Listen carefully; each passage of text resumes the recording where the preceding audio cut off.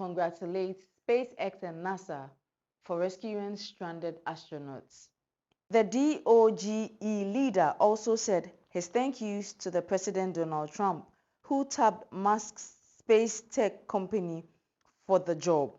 The tech guru Elon Musk shared his congratulations to SpaceX and NASA, who did their best to rescue 2 astronauts that were stranded at the International Space Station for about 9 months.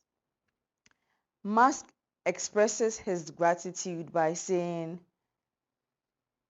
work of the SpaceX team working in NASA, the astronauts are now safely home, and so congratulations to the SpaceX NASA teams on excellent work, Musk said during an exclusive interview on Hannity Tuesday. 2 astronauts named Butch, Wilmore, and Suni Williams had been on the International Space Station since June 2024. They were supposed to be there for a week after the launch of the Boeing's first astronauts on board. Butch and Wilmore were stuck at the International Space Station for months.